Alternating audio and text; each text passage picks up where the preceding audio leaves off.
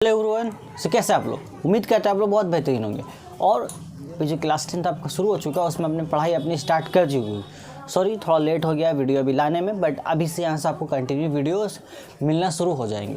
सो फिलहाल आज की वीडियो में हम लोग बात करने वाले हैं अपने ज्योग्राफी के बारे में। यहाँ से ज्योग्राफी का चैप्टर हमारे स्टार्ट हो रहा है, जहाँ से हम लोग एकदम कायदे के अनुसार स्टार्टिंग से एक चैप्टर को लेकर के स्टार्टिंग से पूरा हम लोग जो भी आपका 8 चैप्टर दिया है ज्योग्राफी में उसको हम लोग टोटली पढ़ने वाले हैं यहाँ पर। तो सबसे पहले जो चैप्टर है उसका नाम है प्यारा सा exogenetic process and resultant land forms. तो देखो बेसिकली दो तरह के फोर्सेस है जो हमें अपने अर्थ पर देखने को मिलते हैं, जो कि एक्ट कर रहे हैं। एक इंटरनल लेवल पर है, एक एक्सटर्नल लेवल पर है। सो इंटरनल लेवल पर जो है वो है एंडोजेनेटिक फोर्सेस और एक्सटर्नल लेवल पर जो है वो है एक्सोजेनेटिक फोर्सेस। तो इन दो फोर्सेस के बारे में आज हम लोग जानेंगे डिटेल में। और जो एक है और जो है आपका एक्सोजेनेटिक फोर्सेस वही मेन है आपका सिलेबस में इंक्लूड किया हुआ, मतलब वही आपको इन डिटेल सारा का सारा। तो चलिए बिना किसी इंतजार के हम लोग अपने वीडियो को आज स्टार्ट करते हैं। लेक्चर को आपको करना एक छोटा सा काम, उससे पहले कॉपी कलम निकालिए, कॉपी के ऊपर हेडिंग लगाइए, जैसे हेडिंग यहाँ पे दिया गया है। देन जो बातें यहाँ पर बता रहा हूँ उसको नोट डाउन कीजिए। ऑलरेडी मैंने यहाँ लिख रखा है, मैं हट जाऊँगा, आप स्क्रीनशॉट ले सकते हो और उन सब का नोट्स बनाइए, क्योंकि यही नोट्स बेस्ट है आपके लिए।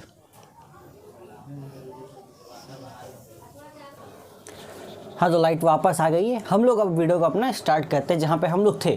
सो देखो मैंने आपको इंट्रोडक्शन दे दिया है, इंट्रोडक्शन से आपको समझ में आ गया पढ़ने क्या वाले। सो हम लोग सिंपली यहाँ पर यही पढ़ रहे हैं भाई, exogenetic process and resultant landforms, ये अपने को देखना। बट यहाँ पे जो दो फोर्सेस उसके बारे में डिटेल हम जान लेते हैं, ताकि हम आगे के चैप्टर में और ज़्यादा अच्छे से कंसेप्ट क्लियर हो और इंटरेस्ट भी बन जाए हमारे चैप्टर में। तो सबसे पहला हमारे पास यहाँ पर है एंडोजेनेटिक फोर्सेस।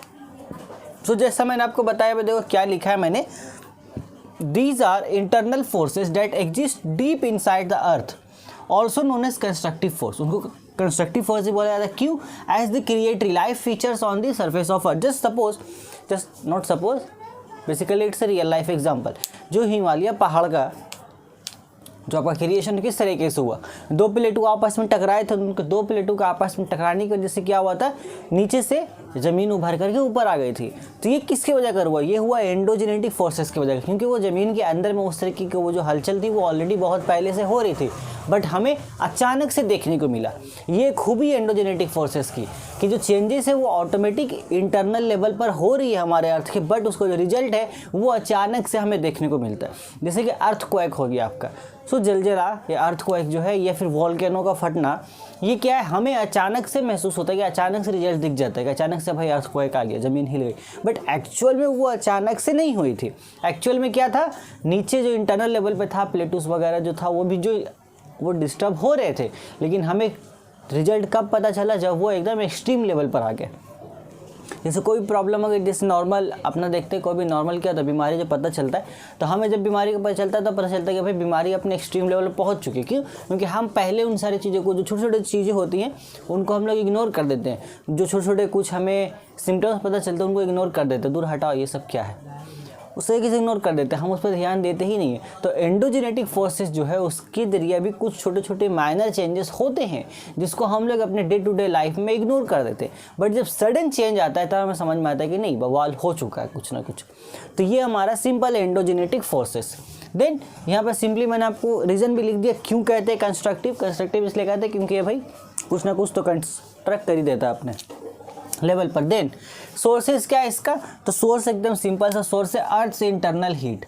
अब अर्थ का जो इंटरनली हीट है, इंटरनल लेवल पर हीट बहुत ज़्यादा अर्थ में, जैसे जैसे अर्थ क्रस्ट करीब जाओगे नीचे, जैसे डीप डाउन जाओगे अर्थ में, टेम्परेचर आपका बढ़ता चला जाता है। तो यहाँ पर जो टेम्परेचर है वो इसका एक मेन सोर्स है आपका। देन यहाँ पर इसका मैंने इफेक्ट्स के बारे में लिखा है, सोर्स इतना ही दूर तक था। It produces after effects produce करता है, पहले बाद में इफेक्ट दिखेगा इसका। That are visible only after इस कॉज ए सडन चेंज, जब कुछ चेंज हो जाता है तभी हमको इसका इफेक्ट देखने को मिलता है, उससे पहले अदरवाइज हमें इफेक्ट इसका नहीं देखने को मिलेगा। एग्जाम्पल्स में दो एग्जाम्पल्स है, अर्थक्वेक हो गया, वॉल्केनिक इरप्शन हो गया। दिन आते हैं एक्सोजेनेटिक फोर्सेस के बारे में, जिसके बारे में हमें इन डिटेल इस चैप्टर में डिस्कस करना है।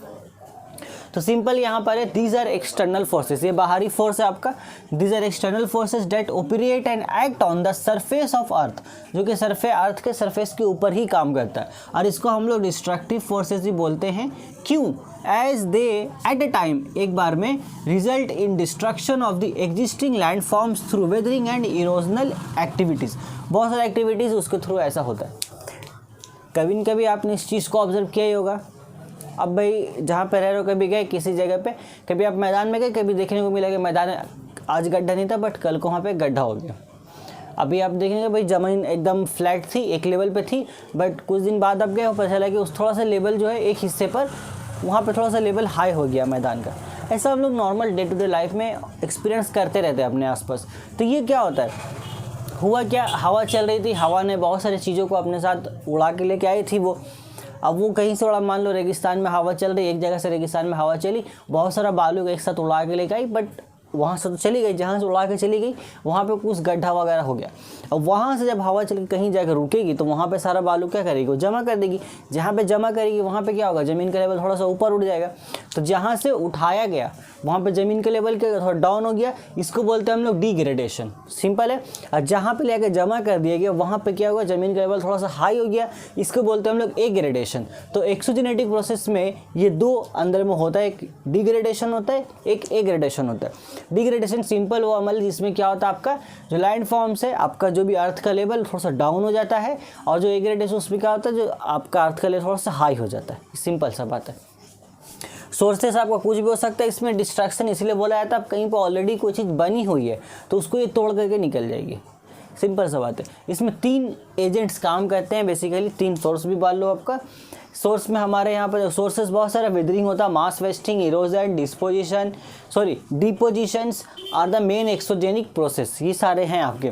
देन इसमें जो मेन 3 है जो हमें इस चैप्टर में पढ़ना है, जिसके बारे में आपको डिस्कस है पूरा चैप्टर में, वो यहाँ पर विंड से, एक रिवर, एक ग्लेशियर है।